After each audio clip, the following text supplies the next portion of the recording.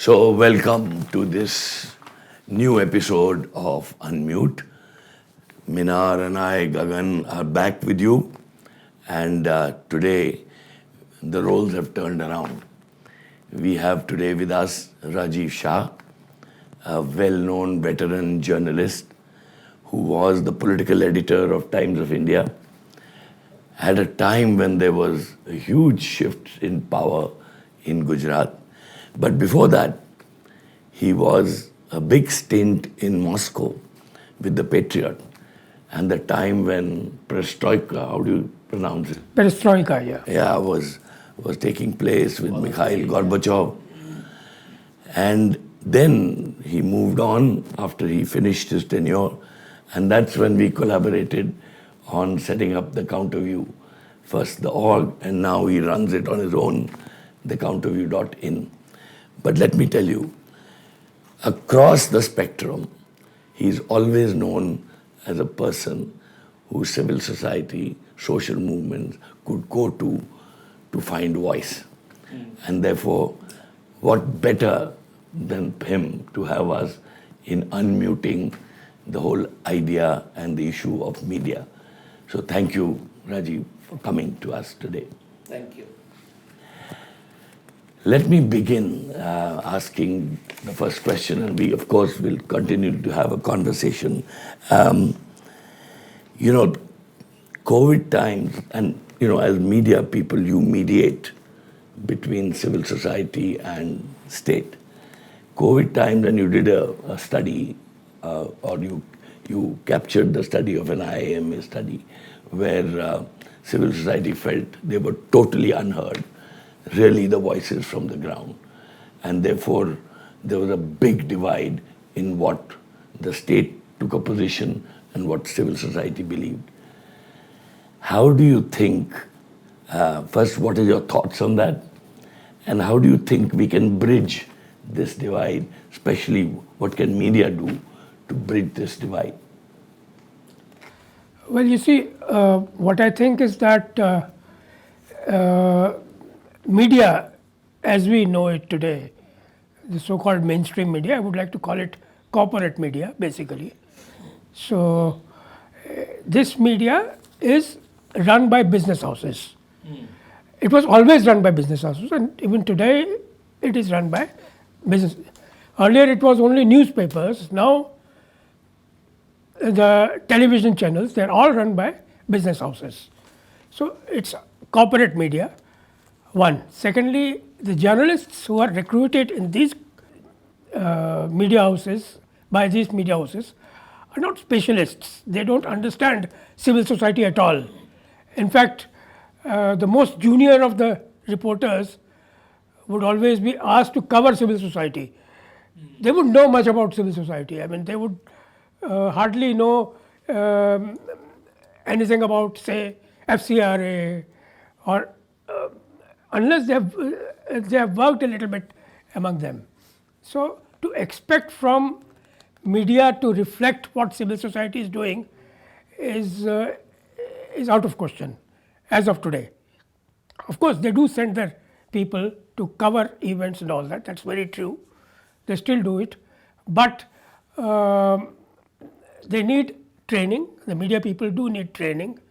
They need to be told what should be reported, what should not be reported. They should be told what किस तरह का काम actually ground level पे चल रहा है, कैसे चल रहा है, कौन कौन काम कर रहा है, कैसा काम कर रहा है, उसका इम्पैक्ट सोसाइटी पे क्या हो रहा है. ये सब चीज़ें उनको बतानी बहुत ज़रूरी हैं. जब तक आप नहीं बताएंगे तब तक वो तो कुछ भी लिख देंगे अपनी तरफ से, बिकॉज उनको पता नहीं है क्या हो रहा है. तो ऐसी परिस्थिति में CSOs को जो है, सिविल सोसाइटी को है, काफ़ी अलर्ट होने की बहुत ज़रूरत है.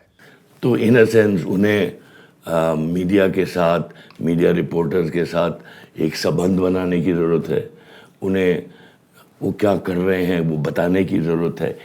ये क्या प्रक्रिया होनी चाहिए कि ये उनकी आवाज़, जैसे आप बहुत बुलंद करते थे अपने टाइम में, अभी भी करते हो काउंटरव्यू में, तो क्या करना चाहिए और रोल सिविल सोसाइटी को क्या करना चाहिए? देखिए मेरा थोड़ा बैकग्राउंड ये है कि मैं लेफ्ट विंग पॉलिटिकल मूवमेंट से आया हूँ, तो मेरी थोड़ी बहुत ट्रेनिंग मैंने एक्चुअली एमए तो इंग्लिश में किया, लेकिन उसमें ज़्यादा इंटरेस्ट नहीं था। और लेफ्ट विंग पॉलिटिकल मूवमेंट में दिल्ली यूनिवर्सिटी में मैं था, तो मुझे काफ़ी कुछ वर्किंग क्लास के बारे में पता था, मुझे फार्मर्स क्या करते हैं उसके बारे में पता था, कास्ट के बारे में बिल्कुल नहीं मालूम था, कास्ट इश्यूज़ के बारे में बिल्कुल नहीं पता था। कास्ट इश्यूज़ के बारे में तो मुझे बाद में पता चला जब मैं गगन के साथ जुड़ा एक्चुअली, या मार्टिन मैकवान के साथ मैं इंटरेक्ट करता, तब थोड़ा बहुत मुझे आइडिया। यहाँ तक कि मुझे नहीं मालूम था, तो आप ये सोचिए कि जो लोग कम्युनिकेशंस, आजकल तो कम्युनिकेशन वालों को ही मीडिया में लिया जाता है, जिन लोगों ने एमए कम्युनिकेशन में किया हो या ग्रेजुएशन किया हो उन्हीं को लिया जाता है। वो उन लोगों से एक्सपेक्ट करना कि वो कुछ रिपोर्ट करेंगे जब तक आप उनको बताएंगे नहीं प्रॉपर्ली, ये आउट ऑफ क्वेश्चन है, बिल्कुल पॉसिबल नहीं है। तो आप वर्कशॉप ऑर्गेनाइज कीजिए उनके लिए, उनके साथ बातचीत कीजिए, उनको बाकायदा मिलिए, ताकि उनको पता चले एक्चुअली क्या हो रहा है सिविल सोसाइटी में, क्या क्या डिफ़िकल्टीज फेस करती है, कैसे आगे बढ़ना चाहिए। तो आप वो एक्सपोजर और उनको एजुकेट करने का, उनको जहाँ कुछ चल रहा है वहाँ ले जाने का, ताकि उनका भी एक इमर्शन हो। अभी क्या हो रहा है, बहुत सारे फ्रेश ग्रेजुएट्स आ जाते हैं और तुरंत ऐसा लगता है कि हमको ये जॉब मिल गया, इसके लिए हमको मालूमात भी है, they always take that for granted कि हम वी नो। तो यही सवाल है कि ये आई नो को करके कि मुझे सीखना है, ये अप्रोच थोड़ा सा कहीं तो बदल गया, ऐसा नहीं लगता आपको? ऐसा है कि तनख्वाह तो काफ़ी अच्छी मिलती है, अब 1 लाख आपको तनख्वाह मिल रही है तो हु केयर्स, एक तरह का ये सिचुएशन हो गया। तो उनके साथ किस तरह का इंटरेक्शन करना है, कैसे करना है, वो सीएस उस पर डिपेंड करता है। लेकिन मेरा पर्सनल व्यू ये है कि उनको समझाना, किसी तरह से भी उनको समझाना चाहिए कि ये काम इस तरह चलता है। But in a sense media is supposed to be the third estate, and therefore उसका जो बैलेंस है, it is supposed to keep the balance in democracy, and civil society in a sense is, media is part of civil society in that sense. But ये टूट गया है क्या, और इसको जोड़ कैसे सकते हैं? नहीं, मुझे नहीं लगता है कि, पहला तो ये कि मैं इस टर्म को, मैं personally, I don't know what others feel, but I personally feel that the term media is the fourth state या third whatever is totally wrong. I mean, how can it be when NDTV is owned by a particular business house or other? My own paper, Times of India, one of its owners himself told me, we are a family business. We are into family business, so we must earn profit. That was his main motive. So, getting advertisements, that was his main motive. So, for them, news was nothing but business. Good news is business. They don't care whether the news is coming from civil society or news is coming from elsewhere. They don't care. As far as news is concerned, they don't mind.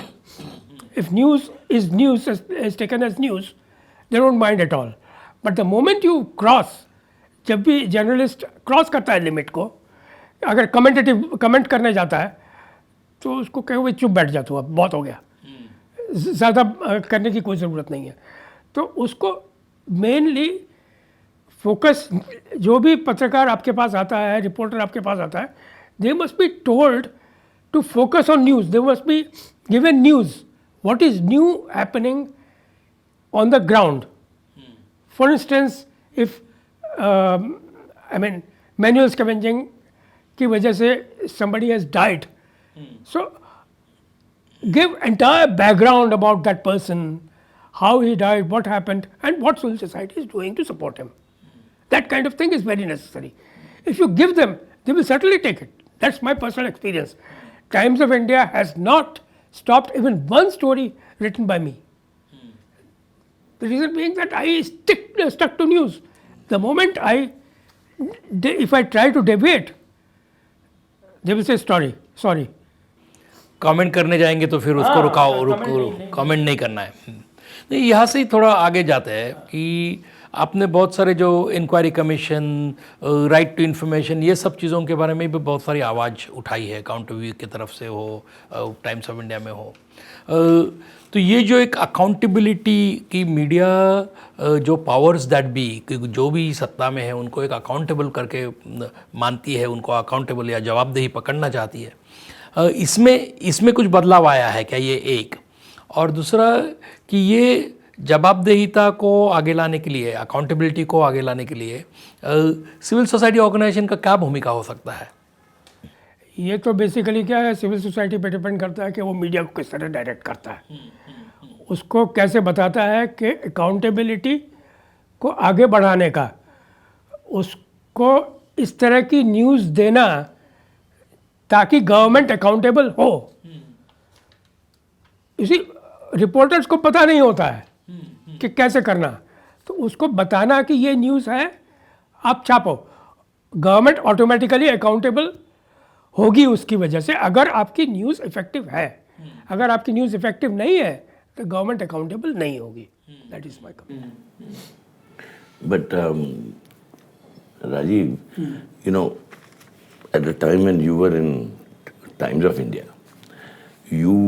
can you think of some anecdote जहां आपने कुछ news छापी and the government responded to it? Oh yes, why not? Can you give one or two examples? Yeah, I mean, Because you were very effective. That's why we all came to you.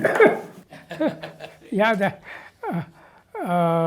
there's several examples. I mean, one of them, of course, was this एक strike हुआ था manual scavenging पे, आपको भी याद होगा। तो उस वक्त मैं असिस्टेंट एडिटर था टाइम्स ऑफ इंडिया में अहमदाबाद में, गांधीनगर शिफ्ट नहीं हुआ था। तो मुझे मार्टिन मैकवार्ड ने न्यूज़ दिया। अब मुझे ज़्यादा इसके बारे में पता नहीं था, माथे मेलू प्रथा क्या होती है, मैनुअल स्कैवेंजिंग क्या होती है, मुझे ज़्यादा पता नहीं था, लेकिन मैंने उसको न्यूज़ की तरह ले लिया। मुझे ऐसा लगा कि जो एडिटर है वो छापेगा ही नहीं, इसको लेगा ही नहीं न्यूज़ को। But the editor took it as first story on the first page, and he Gagan knows it very well. They highlighted it. The matter went to High Court, then later on Supreme Court also. That story became, I mean, clicked. I never thought that it would click. I mean, civil society may perhaps know that it would click. लेकिन पत्रकार को पता नहीं होता कि ये click होगा कि नहीं, वो क्लिक हो गया। Interesting stories, very interesting stories. Several other examples. थोड़ा काउंटरव्यू के बारे में गगन, आप, because you are part of that formation. Yeah, but you know, उसके बारे में थोड़ी after Times of India, and you had many options. Yeah. And I remember you coming to office, and Martin was there, and we said, and that time this blogging, it was just begun.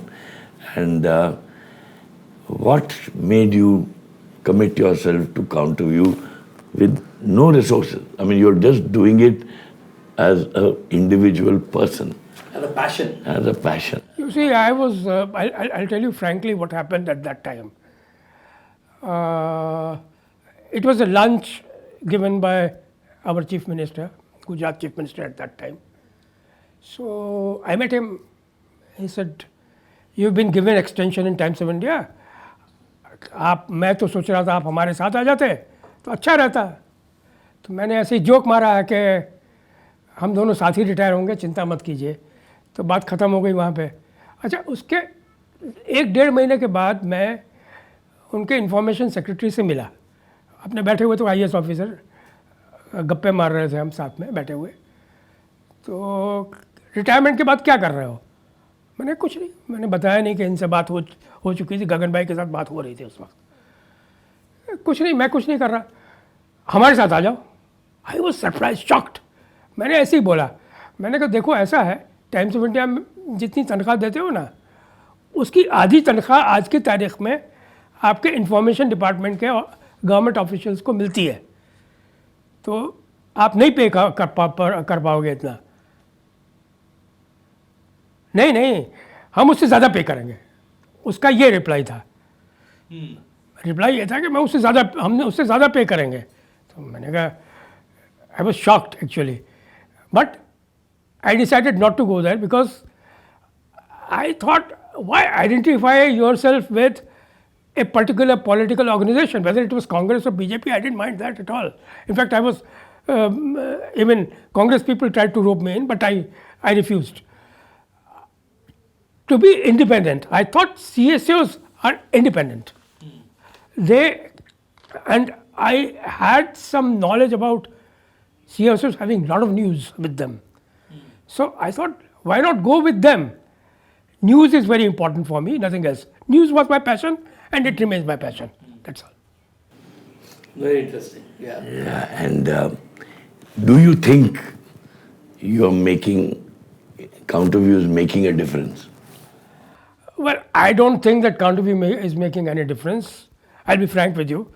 I don't think that it is. It is the whole credit for this goes to those who give me news, those who give me comments and news. Sources are important for me.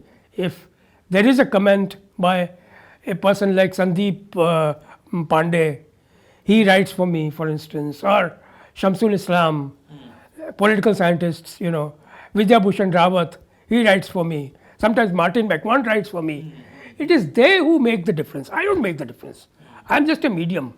I just print whatever. I just honestly try to publish it as honestly as possible, removing hate things from them.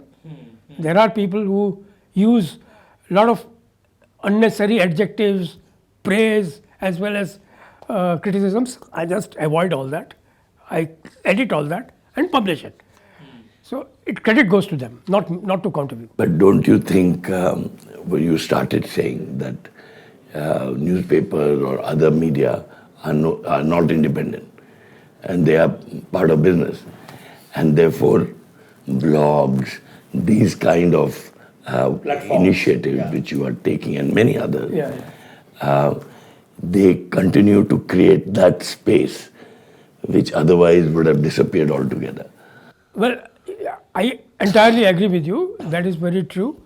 In fact, in 1998, Muhammad Yunus wrote a book. I don't remember something to do with bankers or something. Penguins published that book. So he made a very interesting comment. This book was presented to me a decade later by one of the IAS bureaucrats. So in that he said, ICT, information and communication technology, is going to change the world of media. He said information will no longer be a monopoly of the corporate houses. It will become free. Only a decade has passed when information and communication technology became powerful enough for the media also. So media has started becoming independent. Blogs are there, people are writing blogs. In fact, it is not blogs which are more popular now, it is the vlogs, the video blogs, which are very important nowadays. I mean, just see how many vlogs are there today. Not only Rajiv Shah who is doing it, but Sakshi Joshi, one of my friend's daughters, she has been doing excellent political reporting across India and also social reporting only on this, and she earns a lot out of that. So things are changing very fast, extremely fast, but doesn't know how they will change. But certainly media houses are quite worried now. They don't know whether newspapers will continue or not. In fact, in America, nobody reads newspapers nowadays. Such is the situation. So I think situation will arise here also in the same way. The only thing is, these independent bloggers, all these people do need some support. They're not, in fact, The Wire or Scroll, these are two very important independent online portals. Now they are they do publish a lot of alternative news, but even they need support. They are always short of funds. They always tell those who give them articles, we will not be able to pay you immediately. We'll pay you later on. And they don't pay very well. They do pay, but it is difficult for them often to pay them. So they do need support, but still, because blogs and online media is very cheap, it is possible for any CSO to begin a blog, to begin an online. It is blogs are virtually free. If you want to go in for online media, online news media portal, then it won't cost you more than, I mean, basic cost won't be more than $100 a year, $50 to $100, not more than that, even less. You can do it for even less. That's how it is.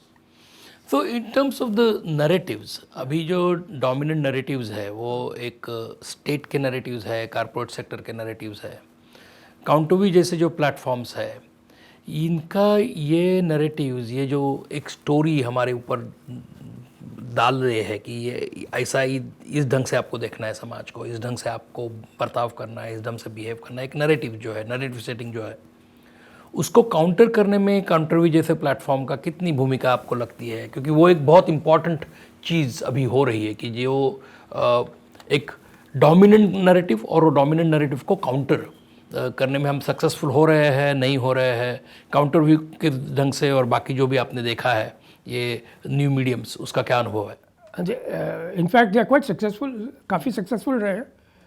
You know how the Wire has exposed a lot of government doings, whether it is corporate houses, they went in for cases against wire, but they always won.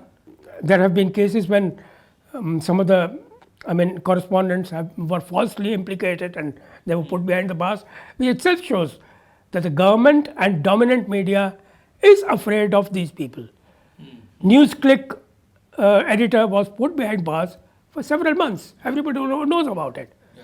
So, I mean, the such is the situation that these newspaper portals ultimately will have their ultimate say. That's what I personally feel. But why are you not scared? Well, I think that I stick to news and I stick to what others say. I think that is the reason why, I don't know, why should I be afraid after that? I don't know. So in terms of, you highlighted the significance and importance of the sources, कि कहाँ से आपको news मिलती है, बहुत महत्वपूर्ण है. आप हिस्टोरिकली देखेंगे तो ऐसे कौन से जगह से आपको लगा कि ऐसे कौन से व्यक्तित्व जो सोशल मूवमेंट में थे, CSOs में हैं, ऐसे क्या लोगों से वो इंस्पिरेशन आया है, या क्या लोगों से आपको करेक्ट अनबायस ऐसे न्यूज़ जो एक समाज के हित में है, सोशल इंटरेस्ट में है, ऐसे कुछ आप पॉइंट आउट कर सकते हैं ऐसे? हाँ, सर्टनली. एक्चुअली जब मैं अहमदाबाद आया, रशिया छोड़ के सीधा मुझे यहाँ पे अपॉइंटमेंट मिला, तो सबसे पहले मैं जिन लोगों को मिला उनमें ज़्यादातर सिविल सोसाइटी और एकेडमिक्स के लोग थे. तो उनके साथ इंटरेक्शन हुआ. उनमें अच्युत याग्निक को सबसे पहले मैं मिला, जिन्होंने मुझे गाइड किया किनको मिलने का, किनको नहीं मिलने का. फिर मेरे कॉलेज का फ्रेंड है professor Vishwarup Das, he was in Surat institute earlier, उससे मिला. तो उसने मुझे गाइड किया किसको मिलने का. Then later on I met Martin McMahon, Gagan Sethi, and many others in Ahmedabad. And these people would often take me around to different places to show me how things were happening. In fact, Martin and Sukhdev Patel, who was running a child rights NGO at that time. Yes. So they took me to a story on this salt workers the children of salt workers, basically, a problem of education. I wrote 3 series on that at that time in 90s, you know. It was published, and later on, Sudhir Mankad, who was the education secretary at that time, he was extremely grateful to me. He said, "Thank you very much. It is because of you only that we came to know that this problem exists." I mean, the credit again goes to Sukhdev and Martin. Yeah. Credit doesn't go to me. I mean, this is what I personally feel. You know, you used to, while you were in Times of India, I'm taking you a little back. Yeah, okay. You used to do the blog True Lies. Yeah. Yeah. True Lies, yes. True Lies. That's a very interesting. Name also, True and Lies. for many years, I think. Till 2017. And do you think that kind of space is no longer there? Or Mainstream media, especially. in mainstream media? I don't know. I stopped writing in 2017 because I thought that why not write in my own Counterview? Why write in Times of India thing? So I stopped writing. That's all. No regrets. I could have continued writing. That column still remains open for me. I can still write if I want, but I don't write. So Rajiv, I want to take you back few years in terms of COVID and the plight of hundreds of thousands of people who literally were forced to walk hundreds of thousands of kilometers from different places. ये सब होने के बावजूद भी, ये सब लोगों को ऐसा इतना चलाने के बावजूद भी एक स्टेट ने अपना एक डोमिनेंट नैरेटिव रखा और उसको बहुत सारे मेन स्ट्रीम मीडिया ने भी उसको बहुत काउंटर नहीं किया. मेन स्ट्रीम मीडिया में जो रियलिटी थी वो बहुत आगे नहीं आ पाई. कुछ आ गए, थोड़े कई. तो ऐसी सिचुएशन क्यों होती है कि जहाँ it's like the media becomes complicit in propagating state's narrative? Media itself doesn't do its own homework? What is the challenge here that we saw during the COVID period? Media, you see, as I told you earlier, media is basically for mainstream, so-called mainstream media, it is basically business. Business is very important. News business is important for them. I'll give you one simple example for this. I was talking to one of the top persons in the Times of India. So he said, if you want to report a fire that has happened in this slum area, how would you report it? So I said, you tell us how to report. I don't know. You are the owners. So he told us. He said, look, if the fire breaks out and there's a building nearby and the electricity goes out in that building, so you first say that in that high-rise building in Bombay, there was no electricity. And then you go to fire. Oh, okay. So, I mean, this is the requirement of the media. So, I mean, much would depend on what is the requirement of the owner. Owners are extremely important. They are extremely important. Even now, they've become even more important now. Big business has taken over most of the so-called mainstream media. Whatever was a little free like NDTV, they've been taken over. So much would depend on what is news for them. To them, who is important? The government people are important. So whatever government says, it is extremely important. So if you want to know what is happening inside the government, then you have to depend on the mainstream media. It is extreme because they've got sources. They know everybody in the finance ministry. They know everybody in the defense ministry. So some news will percolate to them. Certainly some news will percolate to them. I was covering Gujarat government. So I knew in and out what was happening in the government. And I would report as far as possible, honestly enough, that this is what is happening. That's all. Without any comment. And that's why I got that news published also. If you want, I can give you an example also. Please. Yeah. Is it, everybody knows about this Sardar statue, highest in the world. Statue of Liberty. Statue of Liberty, Unity it is called. So what happened was, I was going upstairs in Gujarat government Sachivalaya, and two bureaucrats were there, and they were talking among each other that we're going to build something great. So I just caught hold of him. I said, what is, Arey bhai, you don't know. There's going to be, how many meters? 182 meters high, something, statue of Sardar Patel, that has been conceptualized. I said, all right. So then I went to him first. I went to another bureaucrat later on who was involved in the whole thing, and they told me everything. I published that news. Even Gujarat Samachar had that news with me because its reporter was there with me. The Times of India took it on front page that Statue of Unity is going to come up, and 182 meters high, it will be this much how it would cost, and so and so forth. Gujarat Samachar didn't take it. Why? Because the owner thought that this is not news. Owner of Gujarat Samachar thought it was not news. Now the chief minister was extremely angry. I asked bureaucrats, why was he angry? It was a positive news. No, he wanted to make a big announcement at a public rally that such a thing was going to happen. Now you have done the news. So, I mean, you have to, corporate media requires news. It doesn't bother to them what the powers that be will think about it. They need news, and that is the main thing.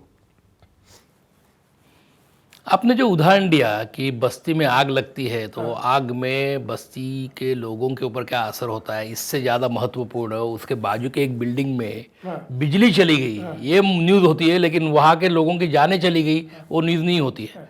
ये क्या एक value system से सामने आता है, क्या दर्शाता है? मैं उसी जो आदमी ने मुझे ये बोला था उसी को मैं कोट करता हूँ. आपको पता है कौन रीडर है हमारे रीडर? वो जो बिल्डिंग के जो है ना, वो हमारे रीडर हैं. तो we have to hit them. Slum dwellers are not our readers. English media में स्लम ड्वेलर्स, वर्नेकुलर मीडिया का सिचुएशन थोड़ा अलग होगा. They will present things little differently. But as far as the English media is concerned, it is the multi-story building residents who are the readers. So we have to hit them, we have to tell them what has happened. That was his answer. Okay, that's very interesting perspective, Gagan. But then we have come to an age where, what Yuval Harari says, we are in the post-truth era. तो जब हम कहते हैं सच दिखाते हैं हम, I mean, how does the public relate then to media as a whole? मतलब विश्वास उड़ गया कि ये कुछ भी सच नहीं है. And how do they discern क्या सच है, क्या झूठ है? I mean, we are bombarded by all the time opposite stuff. इसमें कैसे navigate करना? What is your... I don't know how to navigate. I personally don't know how to navigate. But what is clear is that there is information explosion. There's no doubt about it, which wasn't the case, say, 15 years from now. Print media and TV media to some extent, they were extremely important. Today, it is social media. We have got, there's a lot of fake news going around everywhere. Yeah. But if it was, say, 1984 anti-Sikh riots, I remember, उस वक्त मैं patriot में काम कर रहा था. मेरे घर पे रात के 2 बजे आदमी आया और मुझे खटखट करके बोला, पानी मत पीना, पानी में जहर आ रहा है. So he was trying to ignite anti-Sikh feelings in me. I didn't care, but I didn't know how to counter that. I had no means to know whether this is true or not. Now, today, if anybody comes up with this kind of fake news, immediately it is put on social media. And there is a counter to that also, which wasn't the case earlier. Today you have got altnews.in, which, as you said, Pratik Sinha is running. It comes up with immediate denials of what all fake news is going on. Factly is another site which gives you this kind of thing, which wasn't the case earlier. So things are changing very fast, extremely fast. No, but linking with role of civil society in countering fake news, what can they do? Because, I mean, civil society can also promote fake news, it's not that. Yeah. But countering fake news, especially when it hurts the most marginalized, how does one do? Do you think they have a role? How do they play that role? Well, they should be active on social media. It's as simple as that. They should be active on social media. They should write blogs. They should interact with people, reporters in the mainstream media. They should, and if they write blogs, they should be such that they are immediately taken up. Large number of people will not read them, but important editors will certainly read if something, say, Mr. Gagan Sethi writes. People will certainly read that. What is he saying? If they find something interesting, they will come back to you, return to you. अभी सभी लोग जैसे popularly बोला जाता है कि maximum अभी जो एजुकेशन हो रहा है जनता का वो व्हाट्सएप यूनिवर्सिटी से हो रहा है और वो व्हाट्सएप यूनिवर्सिटी में आ गया एंड रिसोर्सेस ऑल्ट न्यूज़ के आपने उदाहरण दिया ऑल्ट न्यूज़ जैसे लोगों के पास रिसोर्सेस कितने हैं और फेक न्यूज़ की जो प्रोड्यूस करने वाली फैक्ट्रीज है इट्स इंडस्ट्रियल लेवल एक्टिविटी तो उसको काउंटर करना with small resource base and the resource base of the fake news factories तो it's not again only Indian phenomenon it's a phenomenon which is coming from all different countries तो इसको civil society के ढंग से सोचिए या alternate media के ढंग से सोचिए अपने हमारे पास क्या ऐसे टूल्स है कि जिससे हम काउंटर कर सकते हैं Internet is the only tool that we have got. How many people of civil society are actually active on social media? Twitter, for instance. Nobody, I mean, I don't think that most of the civil society people are active on Twitter. So the moment something comes, they must put 5 lines on Twitter. This is not true, this is the reality. Let others find it and follow it up. That's what I feel. Which means if I have, say, 300 volunteers, 200 grassroots workers, I should be training them on Twitter. I think so, I don't know. Would that be and as a movement, not, I'm just talking one org, but are you advising civic society to become much more active than they are? No, I mean, you don't need much activity in that. You just need to put 5 sentences on Twitter or Facebook. That's all. You don't need to do much activity on that. Training की ज़रूरत क्या है Twitter के लिए? कुछ नहीं, कुछ भी कोई ट्रेनिंग की ज़रूरत नहीं है. फेसबुक पे सभी कुछ डालते हैं, सभी लोग डालते हैं. ये राइट विंग भी डालता है, लेफ्ट विंग भी डालता है, सभी डालते हैं. पहले तो ओनली राइट विंग डालता था, पर अभी तो लेफ्ट विंग काफ़ी एक्टिव हो गया है. ट्विटर पे भी एक्टिव है, फेसबुक पे भी एक्टिव है. देयर इज नो डाउट के प्रॉब्लम्स है. That is clampdown, accounts are being suspended. So you have to very very careful while putting things on social media. So what would be that? That being careful means what? Means careful means what to do and what not to do. I mean, you should not write things which which can be characterized as hate, as communal, something like something which is communal, something which is casteist, which can be characterized as casteist. Or you should not directly attack somebody. You must put facts as they are. That's all. So stating facts without interpretation. Exactly. Is the critical point. Without commentary, so that you don't attract defamation. Because the tendency is to be emotive about it. Yeah. Civil society has that tendency. There's no doubt about it, and it's natural. I'm not saying that it is they are beyond it, but it is. Even media people become commentative at times. So there's nothing unusual about it. That's interesting what you're saying.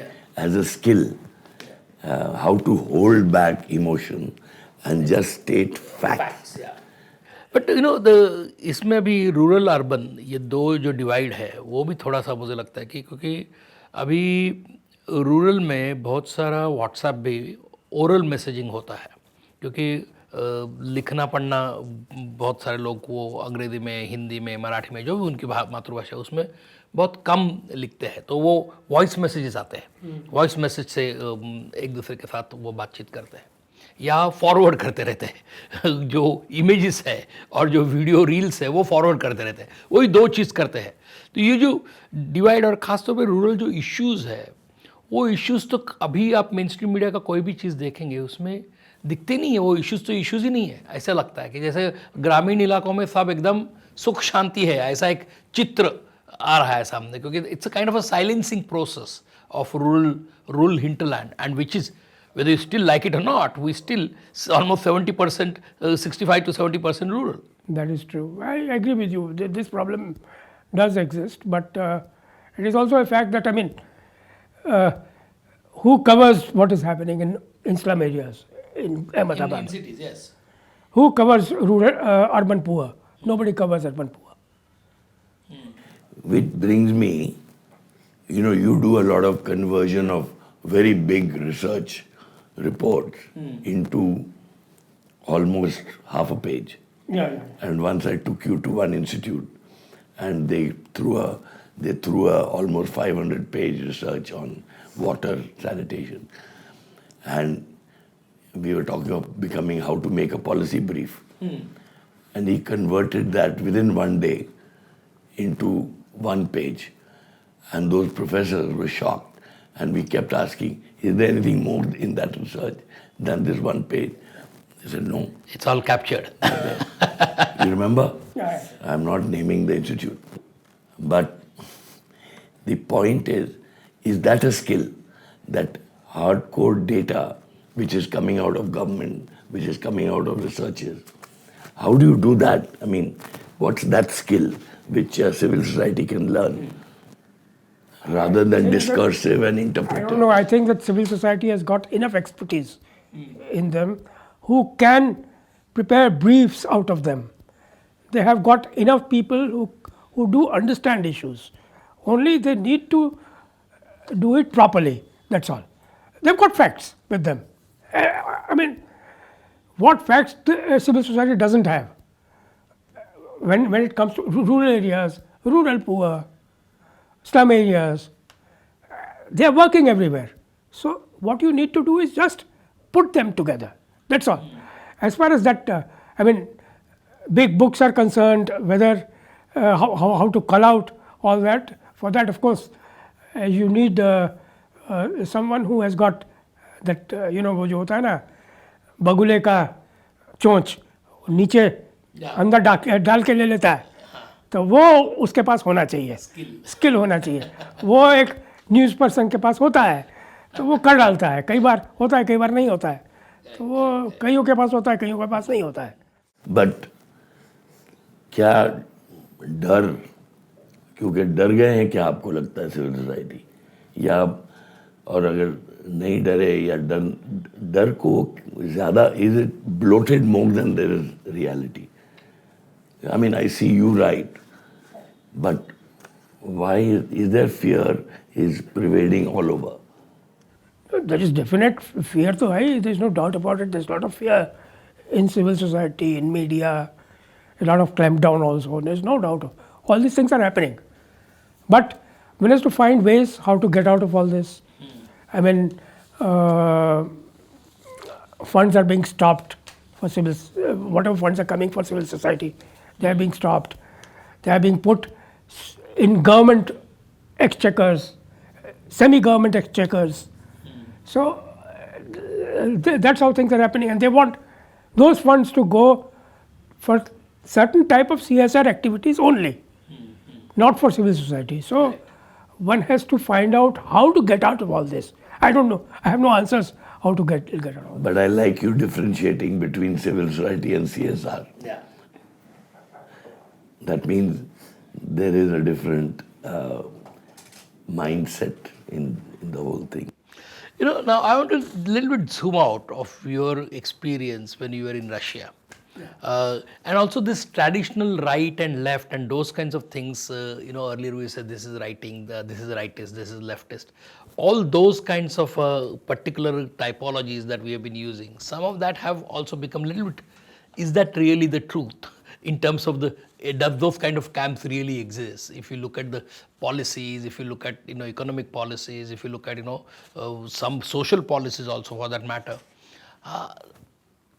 it's not necessarily that kind of a clear right-left situation that one observes now. But let's start with your experience in Russia. What was the kind of what those years meant for you? You saw the transition period in from the Soviet Union to Russian Federation. That is the whole process. Yeah, you see,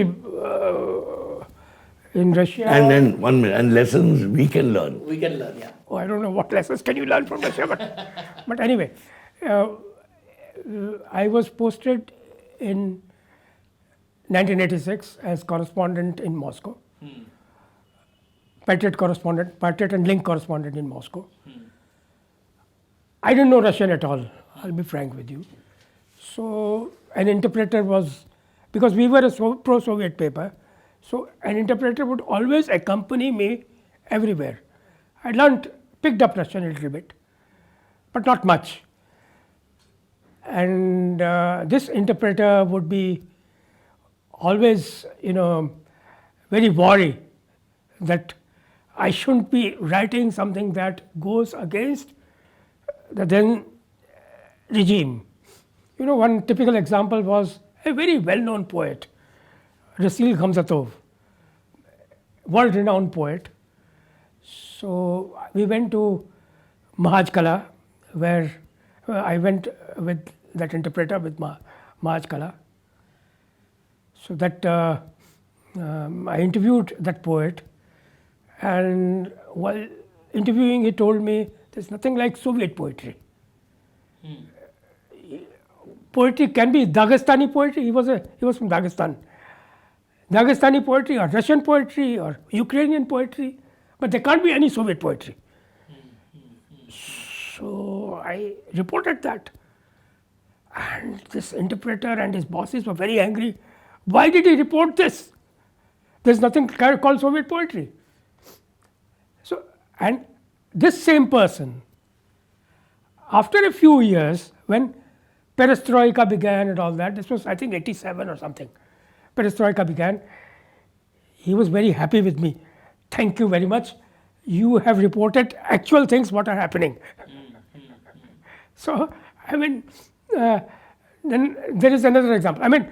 Because we were a pro-Soviet paper, so and communists in India were extremely important for our paper.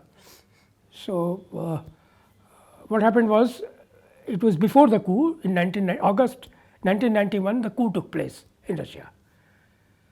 Before the coup happened, I think 6 months before the coup happened, Russian Parliament was surrounded by militia, Soviet militia. So I came to know about it. I went there, and there was a student who had a camera with him, video camera with him. Both of us went there. We were not being allowed to enter into that, cordon. So I showed my card and they allowed us in. They showed me rifle birds and all that, but ultimately they allowed us in. We went in. I reported that. I quoted a lot of people and saying that Soviet Union is going to collapse. 6 months before. Yeah, I reported that. And the story went late at night, landed late at night in Patriot. They took it as lead. Having some heading of this kind, my editor was extremely angry. Next day morning, the at that time telex was there. So telex started टन टन टन टन ringing up. मुझे उठाया मेरी wife ने कि भाई वो क्या टेलेक्स क्या कर रहा है देखो. ऑफिस वहीं पे थी घर में ही. तो मैंने देखा editor was there. Our readers don't want Soviet Union to collapse. This was his first reaction. I said, look, but if it is collapsing, what can I do about it?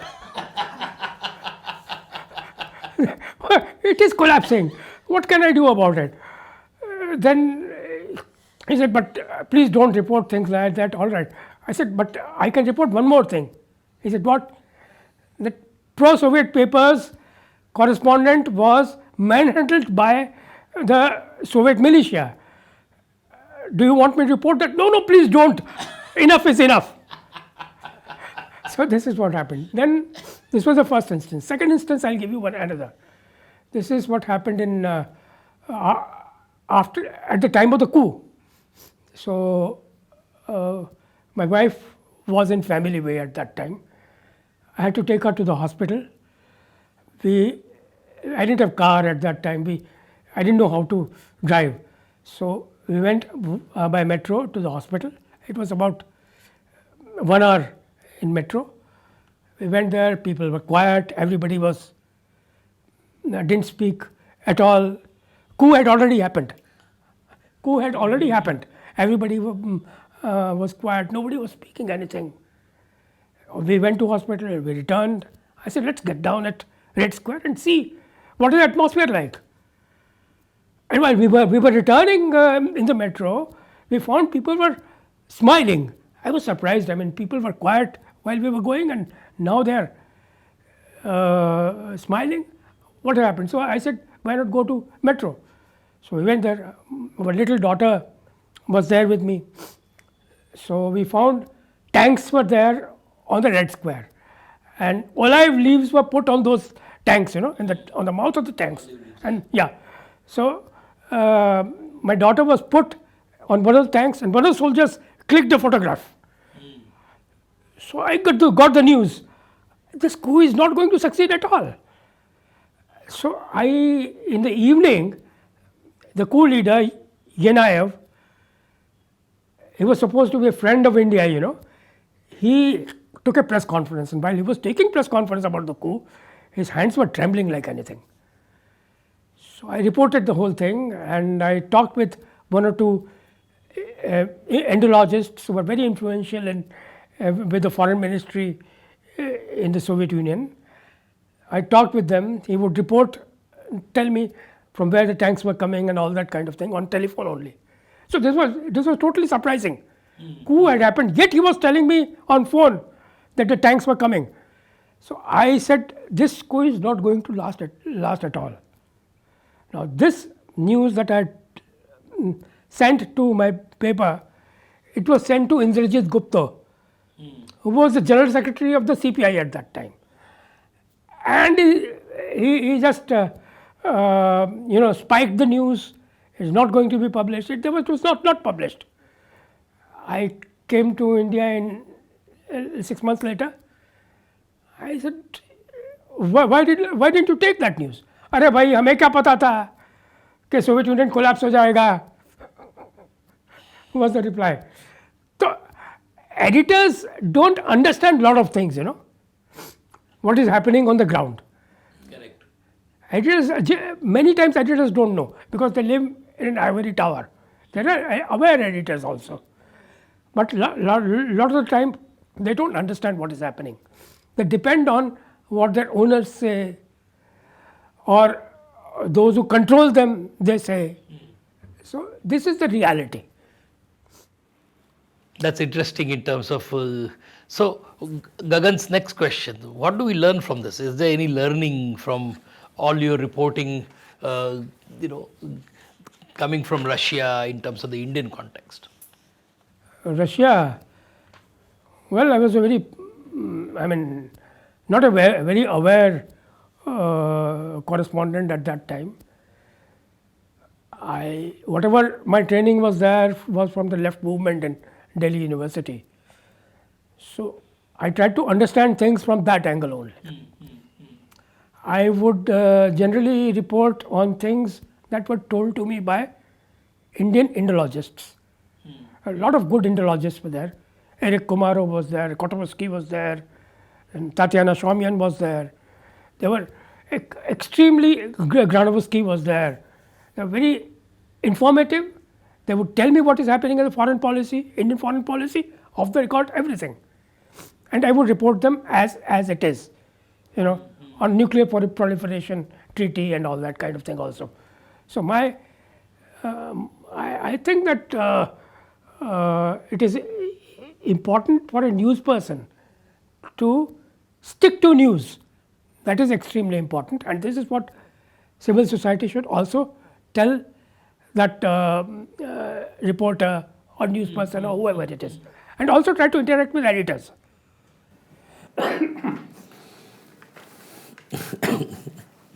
Yeah, but I think we are coming to the end of the thing. And so one thing you have kept on saying is that civil society must use social media as a tool. That is one lesson you are saying. You have talked of some new experiments which are also like alt news and things are there.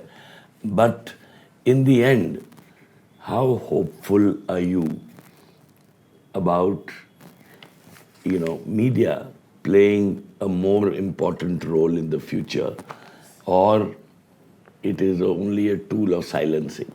What is that tension, and do you see any shifts that will take place?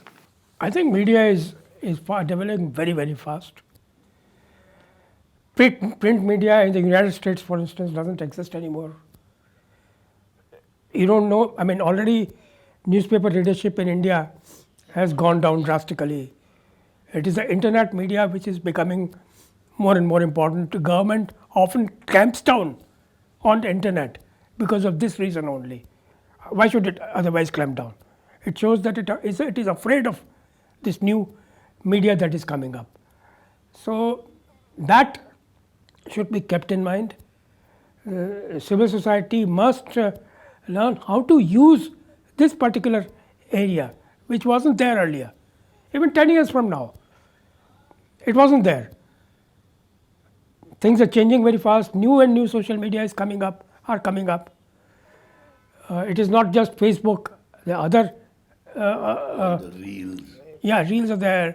A lot of new media are coming up. So things are changing very, very fast. We don't know how things will change. Of course, state will try to suppress all this. I hope we don't become something like China. I only hope that, that's all. No, so just to end this, because you got formed in a particular time. You said about your early engagement in the left movement, then your MA in English in Delhi University. So there was a particular kind of environment and the context. कुछ एक माहौल था. और वो माहौल का जो असर है, वो असर के आधार पर आपने एक पर्टिकुलर दृष्टिकोण से ये चीज़ों को देखने की शुरुआत की. तो उसके कोई एक दो ऐसे कोई मसले हैं कि जो आप, या उदाहरण है जो आप बात कर सकते हैं कि जो which were kind of a turning points for you, or which were like milestones in your career or your world view? ऐसे आप just to conclude. उस वक्त जो स्टूडेंट्स हमारा ग्रुप था, उसके स्टडी सर्कल्स हुआ करते थे. उन स्टडी सर्कल्स में we had to speak on particular issues, social issues, unemployment for instance, wages, working class, all these we were given topics, we had to prepare all that and speak on them. And so we used to refer to a lot of things and speak on that. That was my training point. And I started writing. It just happened that I started writing, and I don't know how to write. But there was one, I don't mind giving his name, professor. He was my tutorial teacher, Professor Krishna Kumar. I don't know if you've met him, but prominent educationist. Yes. He was my tutorial teacher in Kurodimal College at that time. I told him, look, I don't know how to write. He said, okay, you give me whatever you write. Let me see how you write. So I would give him my write-ups. He would just make 2-3 corrections and return back, and he would tell me, Rajiv, write small sentences. That's all that I want from you. That's all. He encouraged me to write.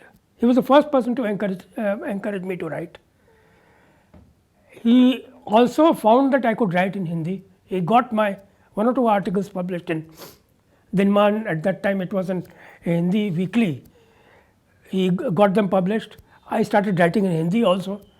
I wrote one article in Patriot. It was published as central page article when Doyen journalist Edatata Narayanan was the editor. I wrote on a subject on which I had little knowledge. It was on Indian agriculture, you know. I was shocked. He took it as a central page article. So, I mean, this training helped me, there is no doubt about it. I think that this type of training journalists do need. They don't have that kind of training. There is no concept of study class anywhere now. Study classes अभी होते ही नहीं कहीं लगता है ऐसे हम तो कभी सुनते नहीं है. So Rajiv, really, I've enjoyed this, and I'm sure Minal has enjoyed it. You know, this has been a very different episode.